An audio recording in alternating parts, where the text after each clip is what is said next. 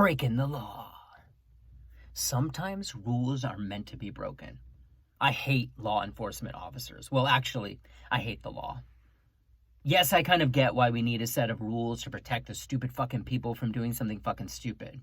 But I really don't see why we are in such a hurry to protect dumb people from themselves in the first place. There are so many laws out there that it's hard to keep track of them all. And some of them are just plain stupid. I've never felt like I was above the law, just that the law was always bendable in my direction. Law enforcement officers don't see it that way, and that's why we don't get along. We've just never seen eye to eye. In a city like LA, whose police force has upheld a long tradition of being known for being fucked up, corrupt, and racist, it's hard to like the police, especially after they pull shit like this. Most big metropoli around the world, non-American cities, have very intricate train systems that move the masses of people from their homes onward to work. Trains that are extensive and have schedules and lines that run all the time. Los Angeles, however, is a city that long ago scrapped its train system, once the largest series of rails in the world, for the automobile, and thus has diminished our subway to the point of being nothing more than a little piss trickle that virtually connects nothing with even less than nothing. There I was, one hot summer day in 2002, riding the subway. I had left work with a full Starbucks venti-sized ice water to help me drink the heat away. I came to the station sweating and ready for the train to whisk me to my house and into an adequate amount of AC. I walked up to the ticket kiosk and was unable to purchase a fare due to the particular machine being broken, so I went to the other ticket kiosk. Same thing, broken. I was over it. I looked around the empty station for any reputable authority figure. In Los Angeles, there are no turnstiles or doors to walk through. Our metro is entirely on the honor system in terms of ticket purchasing. While scanning my whereabouts, I spied a used ticket on the ground for the direction I was headed. I picked the ticket up and put it in my pocket. The platform was hot, and as per usual in LA, the wait for the train was at least 15 minutes. I was schwitzing in that station, and when the train finally did arrive, I was relieved to find it was completely AC'd. I got 2 seats to myself and sat back to enjoy my 20 minutes under Los Angeles city streets. The train was especially packed that day and filled with its usual ruffian clientele. No matter to me, though. I put my earbuds in, turned on my music, and kept to myself. I didn't happen to notice the 2 LAPD officers board the train because it was so packed. I only first noticed them 2 stops before my own and tried not to make eye contact. I failed. One of the officers looked right at me. I saw him say something to the other officer, and that officer looked at me as well. No matter, I reasoned to myself. I haven't done anything wrong. Well, nothing I couldn't talk my way out of, at least. Or so I thought. I stood up to let a woman take my seat at the stop before mine. Then I walked over toward one of the sliding doors in front of the officers, showing no fear. All of a sudden, I felt a tap on my shoulder. A chill ran out my spine. I knew it had to be one of the cops. I removed my earbuds from my ears and turned around. Sure enough, it was Officer Do-Right wanting to tell me something. "Where are you headed?" he asked. I'm headed to North Hollywood," I replied with a questioning tone in my voice. Fuck, I thought to myself. Surely they would ask me for my ticket, but the officer didn't care to see it. "Wait for us at the next stop," the officer said. For a minute, I kind of started to panic. I didn't know what the fine for not having a ticket was, but I sure as shit knew I couldn't afford it, whatever it may be. The less than a minute journey from the Hollywood and Highland station to my station in North Hollywood seemed like an eternity in hell with the cops holding the torches.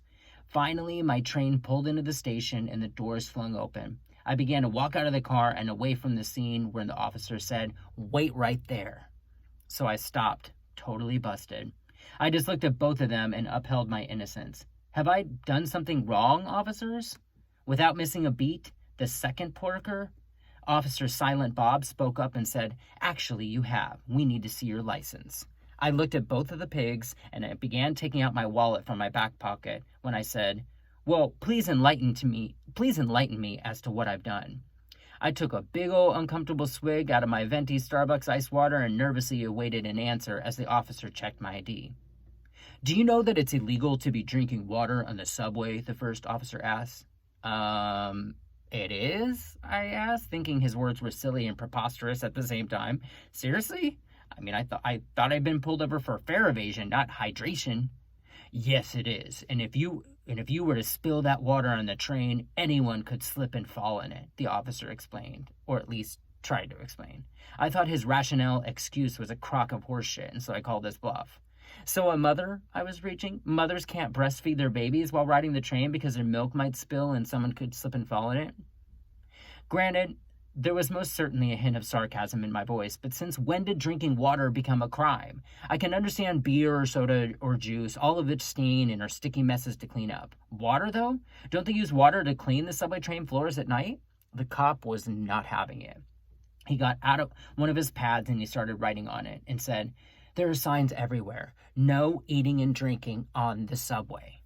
Way to totally ignore my point, douchebag. I just sat there patiently while he filled in whatever paper he was writing on. The entire time I was waiting for either of the coppers to ask me for my ticket to ride, yet neither officer bothered. Finally, the first officer finished writing, ripped the page from the pad it was attached to, and handed me the yellow ticket. "I need you to sign this," he says to me. I looked at the piece of paper. What I had naturally assumed would be some kind of warning was actually a ticket. That son of a bitch had written me a ticket for this supposed offense. I looked at it in disgust and was wondering where I could sign to get these two donut eaters out of my face. In looking for the signature line, something caught my eye that made me get steaming mad. There on the violation line was written the amount of my fine. It read $250. $250. I gasped in disgust and looked at them and said, $250? $250? I can't afford $250. That's the most ridiculous fine I've ever heard of.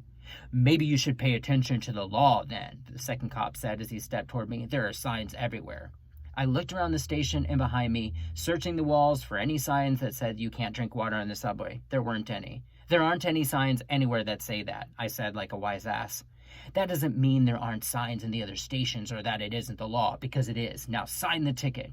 I could not believe that. Most Angelenos don't know we even have a public transportation system, yet I've been riding the subway for months and had never seen anyone stop for blaring loud music or eating or drinking from water bottles. And a $250 ticket? How the hell did they justify that?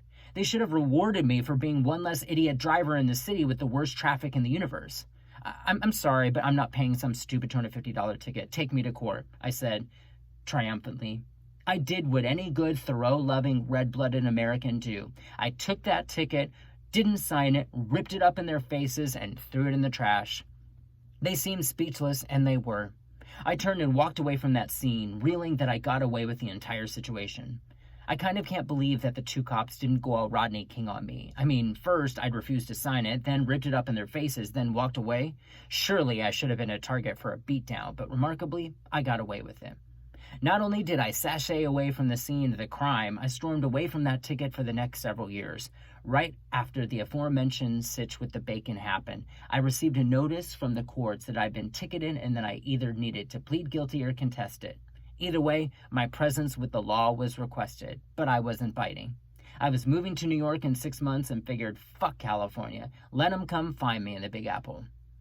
By the time I was living in NYC, I'd completely forgotten about the entire incident. I lived in the city for a year, and then I moved to Sydney, Australia for a year. After that, I moved back home to Missouri to help my mother with my ailing grandfather for a year, and finally made my grand return to LA in May of 2006. One excellent thing about Los Angeles is since that we are all transplants and no one but the Red Hot Chili Peppers are original natives, we are constantly helping one another out by getting around some of California's silly laws, like paying for your car registration. Everyone's heard of the reputation of the Department of Motor Vehicles in the state of California, and we all know it is a costly nightmare to re-register your car in the Golden State. So most of us avoid changing this info at all costs. We even train each other with what to say in case the police pull you over for out-of-state plates. Well, it seems everyone was taught what to say to the police except for me. No one had bothered to tell me that I needed to lie to the police in order to avoid getting a ticket by admitting I was driving without Cali registration. All I moved back to the City of Angels with were two suitcases and a dream. I didn't have a vehicle until I flew back to Missouri that November to pick up my car and bring it back to California.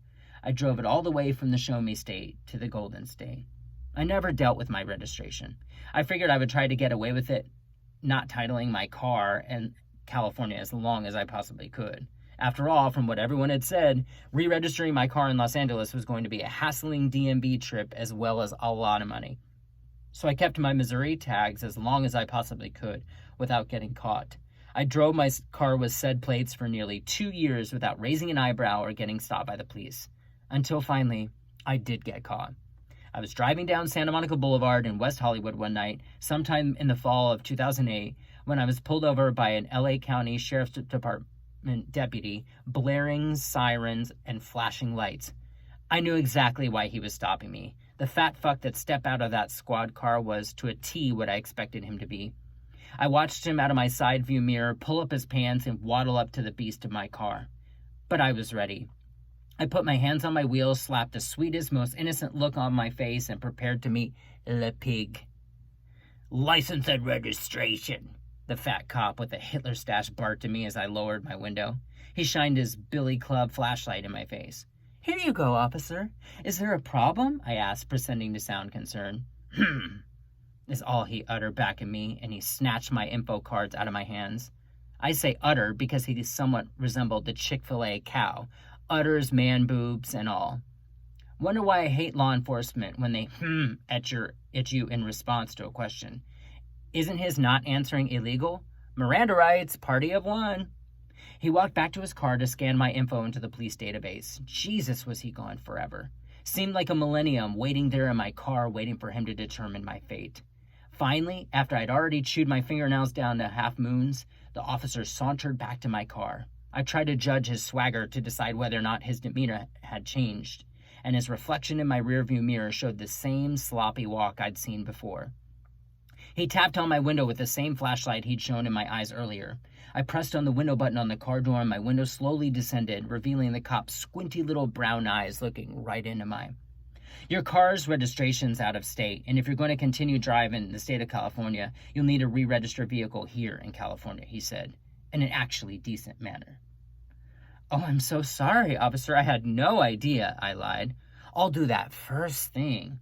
Thinking I got out of a ticket, I took a silent sigh of relief. "And there's something else," he said, as my relief simultaneously turned to dust. "It seems you have a warrant out for your arrest." That's when I about died as soon as the words flew out of his mouth. Holy fuck, I thought. What the hell could I have done to have a warrant out for my arrest? The cop cleared his throat and began to speak as my heart literally stopped and my palms began to sweat. "It seems you have a warrant out for your arrest issued by the Metropolitan Transportation Authority." What the fuck was all I could think? What on God's green earth had I done? He continued, "The problem is that I cannot, at this point, detain you because the MTA is the issuing authority and theirs is out of my jurisdiction. I legally do not have the right to arrest you." MTA and cannot arrest are the only two statements he made that actually registered with my brain and were processed. motherfucking TA, and all of a sudden I remembered what that was. The bloody Los Angeles subway system. Of course the officer wasn't finished passing off his own sentencing. "I'm going to write you a fix-it ticket so that you'll have to go to court where you can settle your warrant." Damn it! My past finally did come back to haunt me. The bloody fucking no drinking water on the subway ticket finally came back to bite me in the ass. Bastard law enforcement. Turns out the lovely Metro had issued a call for my arrest in 2002 when I initially didn't come to the court to deal with my fine. After all those years of having an outstanding warrant, the MTA also racked up my bail amount. By the time the officer pulled me over and made me aware of my 6-year-old warrant, my bail amount had risen to $860. I knew then and there that I would have to go to court to fight. After about 40 days later, I had my day with the law. I watched as countless number of subway ticket fare evaders were issued very mild sentences by the judge who was presiding over that particular court. Ironically, I felt like I was in good hands. When His Honor finally called my name, I was nervous. I certainly couldn't afford $860 worth of bail money, yet I was certainly guilty of my crimes. Stupid, ignorant, dumbass, rule-breaking crimes. I took a deep breath and marched up to the little wooden fence area that stood between myself, the bailiff, and the judge. I'd watched as a series of my fellow accused testified that they were guilty, and I'd seen the judge give them mercy with a lessened sentence. So when the judge asked me for my plea, I knew I could say nothing other than, "Guilty, Your Honor." Hoping he wouldn't throw the book at me or charge me some absurd amount, I kind of held my breath, waiting to see what would come out of his mouth. Let's see. The judge began, batting his eyelashes and running his hand through his short gray hair. He seemed like a pleasant old white man, not unlike my grandfather, and I was channeling the shit out of some grandfather-grandson chi. I tried with my pretty little blue eyes to give him my best doe-eyed look of innocence that maybe he would rule in my favor as well. He did a fair bit of reading over my ticket before his old blue eyes, behind somewhat thick glasses, met mine. "Drinking water on the train, eh?" "Yes, sir," I murmured under my breath. "You know you aren't supposed to have any food or drink down in the subway, don't you, son?" Yes, I thought, a corollary between myself and this old codger. Calling me son was surely a sign that he'd warmed up to me a bit. I know that now, sir," is all I responded back. I crossed my fingers. He examined the paperwork in front of him for several more minutes before looking up at me. "Because this is your first offense in my court, and because the officer isn't present to testify, I have no other choice but to dismiss your case. I'll need $23 in court fees payable at the window outside." At first, I don't think I really understood him. "Huh?" I questioned aloud. "You're free to go, son. Pay your court fees at the front window, and you're free to go." I couldn't believe it. Not to get myself too excited, I walked out of that courtroom, into the hallway, and up to the court clerk window. I showed her my paperwork and had my sentence re-verified by the clerk when she said, "All right, that'll be $23, please." That was that. Somehow, by the sheer grace of God, I ducked out of pretty much any and all responsibility for my actions and paying nearly $1,000 for my freedom. What's the lesson I learned from all this? Fuck stupid laws. Some laws, and not just for me, were meant to be broken. But sometimes you've got to wait a few years before relieving yourself of the trouble you got into by breaking that law in the first place. Or else you've got to stand up against the law and fight for your right to party.